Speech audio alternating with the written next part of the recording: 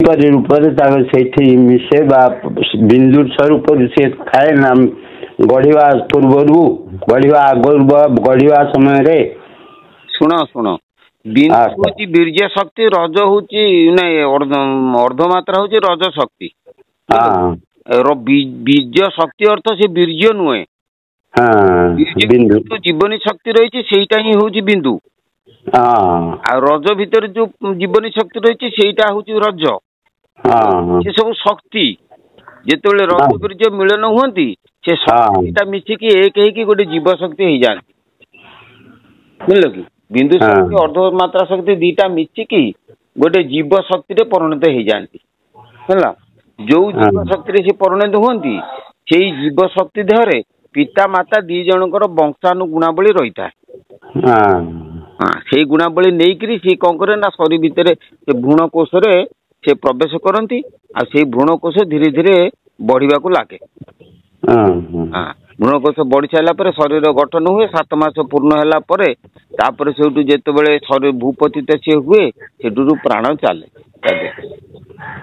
से गीता परम आगो अच्छी जीव पक्षे रही गला बेले परम जे आगे जाए भारी यार अर्थ परम आगे जाए जीव जीव परम तुम्हें दीटा बोली भावुच कि नहीं जीव परम परम देह तो जीव शक्ति आत्मा भी रही कहले परम आगो अच्छी जीव पक्षे रही ना कौन जीवन का जीवात्मा परमात्मा शुण परम आगे माने कौटी अच्छी तुम देह भीतर परमात्मा कौटी अच्छी आम देह भीतर परमात्मा तो रही आम जानते सर्वत्र पूरी गिरी से रही जीवा बाहर गला से पड़े पुणी आगे पछे कौन आगे पछ किसी नुहे जीव परम एक अंग केवल गति भिन्न संग हाँ जो अटे जीव से अटे परम विधि निषेधर भिन्न अज्ञान जनता विभिन्न करते ज्ञानी ज्ञानी तमें जीव परम विषय तुम अभिज्ञता ना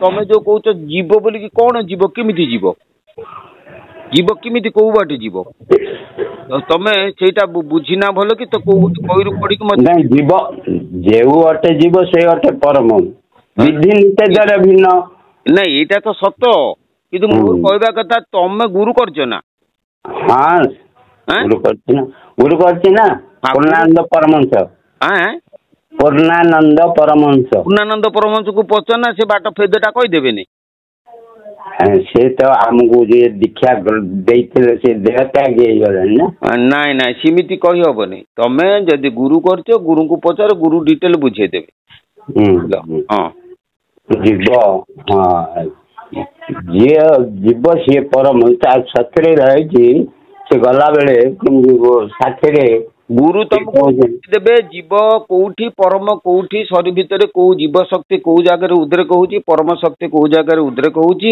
सेगुड़ा सब बुझी सारा पर तुम सेटा अभिज्ञता आसीज बुझल तुम सब जीव आ परम को दीटा भिन्न शक्ति भावुच नहीं भिन्न भिन्न शक्ति तो भावुनी परम देह जीव आत्मा परमात्मा जीवात्मा जीवात्मा बोलिक शरीरटा बोलिक जीवन जो अच्छी जीव ये शरीरटा जीवात्मा परमात्मा ता देह वास करिछि ना परमात्मा तो हला मुख्य ना से तो चालक ना से तो रक्षक ना हौ ठीक अच्छे तुम से विषय आउटे भल कि तुम गुरु को पचारि कि क्लियर हो जाओ आ जदि तुम आउ कि बुझिबो तले एठी आसिले मु कहि देबी एमति फोन रे कहि हबो मळ अर्थ ईध अर्थ गूढ़ अर्थ अंत अर्थ नाभि अर्थ कर्ण अर्थ कंठ अर्थ नी अर्थ नाश अर्थ छाड़ छाड़ बोली कहार आज्ञा श्रीराम कर कोटि कोटि कोटि आज्ञा कौन छाड़ब आज्ञा जो देह शरीर भितर जो मल द्वार जो मेरुदंड हाड़ भितर सब कौन जाऊँगी मिसु जो कौन हो प्रॉब्लम मोर माने छाड़ बोली जो कोटि कोटि आज्ञा एटा होची तांत्रिक जिनिस ओहो एमती का सेटा तांत्रिक जिनिस आउ सेटा कौन आध्यात्मिक जिनिस अच्छा अच्छा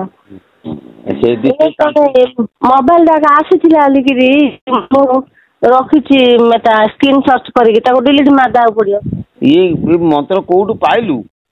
ଆସିଥିଲା ୟୁଟ୍ୟୁବ ରେ କିଏ ଗୋଟେ ଛାଡିଥିଲା ଫେସବୁକ ରେ ମା ଶୁଣୁ ଏଗୁଡା ସବୁ ମିଥ୍ୟା ଭାଷଣ ସବୁ ବହୁତ ଛାଡୁଛନ୍ତି। ଶୁଣୁ ଭିଉଅର ବଢିବା ପାଇଁ ନାନାଦି କଥା ଛାଡୁଛନ୍ତି। ଆଜ୍ଞା ଆଜ୍ଞା ସେଗୁଡାକ ସବୁ ତାଙ୍କ ଉପରେ ବିଶ୍ୱାସ କଲେ ତମର ସବୁ ଗୁଡାକ ଖରାପ ହେଇଯିବ। ତମେ ଗୋଟେ ଗୁରୁ ଧର, ସଦ୍ଗୁରୁଙ୍କୁ ଧର, ସଦ୍ଗୁରୁଙ୍କ ଆଜ୍ଞା ମତେ କାମ କଲେ ତମର ସବୁ ଠିକ ହବ। ଆଜ୍ଞା ମୋ ତ ଗୁରୁ ତ କେହି ନାହିଁ, ଆପଣଙ୍କୁ ତ ଗୁରୁ କଲି। ଆଉ ମୋ ଗୁରୁ କେହି ନାହିଁ, ମୋ ବାପା ନାହିଁ, ଭାଇ ନାହିଁ, ମା ନାହିଁ, କେହି ନାହିଁ ମୋର କିଛି। କୋଉଠୁ କହୁଛୁ ମା? ମୁଁ କହୁଥିଲି ନା ଯୋଉ ପିରିୟଡ଼ ଯୋଉ ହେଇନଥିଲେ ଯୋଉ କାନ୍ଦୁଥିଲି ସେଇ ଝିଅ କହୁଛି। ଆମର ହଉଛି ଗଞ୍ଜାମ ହିଞ୍ଜିଳିକାଟୁ ଆସ୍କା ହିଞ୍ଜିଳିକାଟୁ ଜାଣିଛ ନା ବାପା? ନା ମା ସିଆଡୁ ଯାଇନେଇ ମୁଁ। ଏଇ ଯୋଉ ସେଟା ନା ଏବେ ହଉଛି କଳିଯୁଗର ଅଜବ ନାମ ଠାରୁ ଜପ ନାମ ଠାରୁ ଅଜବ ନାମ ଅତ୍ୟନ୍ତ ଏଇ ବଡ ଛାଡିଲି। ହଁ ସେଇଟା ଭାରି ଗୋଟେ ଜିନିଷ, ସେଥିରୁ ଖାଲି ଗୋଟିଏ ଲାଇନ ପାଇଗଲି ବହୁତ ଖୁସି ହେଇଗଲି। ସେ ଲାଇନ ଟା କଣ କହିବି କି ଯୋଉ କହିଲେନି କି ସବୁ ଧର୍ମ ତ୍ୟାଗ କରିଦିଅ ନିଜ ଧର୍ମରେ ରୁହ। ମାନେ ମୁଁ ଜାଣିନଥିଲି ନିଜ ଧର୍ମ କୋଉଟା, ଆତ୍ମା ଧର୍ମ ହଉଛି ନିଜ ଧର୍ମ। ମୁଁ ଜାଣିଲି ଏଇଠି ବହୁତ ଖୁସି ଲାଗିଲା। ମାନେ କାରଣ ସବୁ ଧର୍ମ ମୁଁ ଯେତେବେଳେ ଯାହା ବି ଦେଖୁଛି ସବୁଥିରେ ଭୁଲ ଅଛି। ସବୁଥିରେ ଭୁଲ ମାନେ କଣ ନା ଯାହା ଗୋଟେ କଲା ଆସିକି ଏଇ ଧର୍ମ ଯଦି ଠିକ ତାହେଲେ ସବୁତିକ ଠିକ ହୁଅନ୍ତା ତ। କିନ୍ତୁ ଏଇ ଧର୍ମରେ ଯୋଉ ଆତ୍ମା ଧର୍ମ ଅଛି, ହଁ ମନ ବୋଲି ଗୋଟେ ଜିନିଷ ଅଛି, ବିଶ୍ୱାସ ପ୍ରଶ୍ୱାସ ଦ୍ଵାରା ମନକୁ ସେଥିରେ ଲଗେଇ ପାରିବ। ଯାହା ଯାହା କହନ୍ତି ଏଇଥିରେ ସବୁ ସତ ହଉଛି। ମାନେ ଏଇ ଜିନିଷଟା ଠିକ ନା, ସାଇନ୍ସ ବି ଆମର ସାଇନ୍ସ ବି ଏଇ ଜିନିଷଟା ଆପଣ କରୁଛନ୍ତି। ଅଜନ ଚକ୍ର ଯୋଉ 4ଟା ଏକ ଚକ୍ର ଅଛି, ସବୁ ଜାଗାରେ କୋଉଠି କୋଉଠି ଅଛି ବ୍ରେନ ଆପଣ ତ ସବୁ ଜାଣିଛନ୍ତି। ମତେ ବହୁତ ଖୁସି ଲାଗେ। ମୁଁ ଏପର୍ଯ୍ୟନ୍ତ ବୁଝିପାରୁନଥିଲି କୋଉ ଧର୍ମ କୋଉଟା ପରିଚିତ କରିକି କେମିତି ଆସିବ। ତାହେଲେ ଏଇଟା ହଉଛି ନିଜ ଧର୍ମ। ଆତ୍ମ ଧର୍ମଟା ହଉଛି ନିଜ ଧର୍ମ ଏବଂ ସେଇଟା ଠିକ ଧର୍ମ। ବହୁତ ଧନ୍ୟବାଦ ଆପଣଙ୍କୁ ବହୁତ ଧନ୍ୟବାଦ। ମତେ ବହୁତ ଶାନ୍ତି ଲାଗିଲା ଏଇ ୱାର୍ଡଟା ଖାଲି। ମାନେ ମତେ ବି କହିବି ଆପଣ ମୁଁ ଜାଣିପାରୁନି, କିନ୍ତୁ ମତେ ବହୁତ ଯେତେବେଳେ ସ୍ୱ ଧର୍ମ ଜାଣିଦେଲି ତାହେଲେ ଗୀତାର ଅର୍ଥଟା ମୁଁ ବୁଝିପାରିଲି। ତାହେଲେ କିଛି ଧର୍ମ ନାହିଁ, ସ୍ୱ ଧର୍ମ ମାନେ ନିଜ ଧର୍ମ ଆତ୍ମା ଧର୍ମ। ଏତେ ଖୁସି ଲାଗିଲା। ତାହେଲେ ମୁଁ ଗୋଟେ ଠିକ ଯାଉଥିବା ବାଟରେ ଦରକାର ନା, 1000 ଲୋକ 1000 ବାଟରେ ବସେଇছে। ଏବେ ଠିକ ବାଟଟା ଜାଣିବା ପାଇଁ ହେଲେ ବହୁତ ଦିନ ଲାଗିଯାଉଛି ନା। ମୁଁ ବୁଝିପାରୁଛି। ଶୁଣ, ଆମ ଗୀତାରେ ଯୋଉ କଥା ଲେଖା ହେଇଛି ସ୍ୱଧର୍ମେ ନିଧନଂ ଶ୍ରେୟ ପର ଧର୍ମ ଭୟାବହ। ଆଚ୍ଛା ଶୁଣୁ, ପର ଧର୍ମ କଣ ନା, ପର ଧର୍ମ ହଉଛି ଇନ୍ଦ୍ରିୟ ଧର୍ମ। ବୁଝିଲେ କି? ଦେଖିବା, ଶୁଣିବା, ଚାଖିବା, ଛୁଇଁବା, ସ୍ପର୍ଶ କରିବା, ଇଏ ହେଲା 5 ଜ୍ଞାନ ଇନ୍ଦ୍ରିୟ। କହିବା, ହସ୍ତରେ ସ୍ପର୍ଶ କରିବା, ପାଦରେ ଗତି କରିବା, ମୂତ୍ର ତ୍ୟାଗ କରିବା, ମଳ ତ୍ୟାଗ କରିବା, ଇଏ ହେଲେ 5 କର୍ମ ଇନ୍ଦ୍ରିୟ। ଅନୁଭବ କରିବା, ବିଚାର କରିବା, ଅଭିମାନ କରିବା, କଳ୍ପନା କରିବା, ଇଏ ହେଲେ 4 ଅନ୍ତର ଇନ୍ଦ୍ରିୟ। ये 14 ଗୋଟି ଇନ୍ଦ୍ରିୟ ହଉଛି ପରଧର୍ମ, ଅର୍ଥାତ୍ ଶାରୀରିକ ଧର୍ମ। ଇନ୍ଦ୍ରିୟ ଗୁଡ଼ିକ ସବୁ ଶରୀରକୁ ନେଇକି ପ୍ରକାଶ ପାଏ। ମନେ କରାଯାଉ ମୁଁ ଆଖିରେ ଦେଖୁଛି, ଆଖି ଗୋଟେ ଇନ୍ଦ୍ରିୟ, ତେଣୁ ସେ ଶରୀରକୁ ଆଖି ଇନ୍ଦ୍ରିୟ ଭିତରେ ଯୋଉ ଶକ୍ତିଟା ରହିଛି ସେ ଶରୀରକୁ ଆଧାର କରିକି ସେ ଇନ୍ଦ୍ରିୟଟା ପ୍ରକାଶ ପାଉଛି। ଯେତେ 14 ଗୋଟି ଇନ୍ଦ୍ରିୟ ଆମ ଦେହ ଭିତରେ କେବଳ ଶରୀର ଥିବାରୁ ସେ ଇନ୍ଦ୍ରିୟ ଗୁଡ଼ିକ ପ୍ରକାଶ ପାଉଛି ହେଲା। ମରିଗଲେ ସେ ଇନ୍ଦ୍ରିୟ ଗୁଡ଼ିକ ରହୁନାହିଁ ହେଲା କି। ତେଣୁ ଏଗୁଡ଼ାକ କୁହାଯାଏ ପରଧର୍ମ। ଶାରୀରିକ ଧର୍ମକୁ କୁହାଯାଏ ପରଧର୍ମ ହେଲା କି।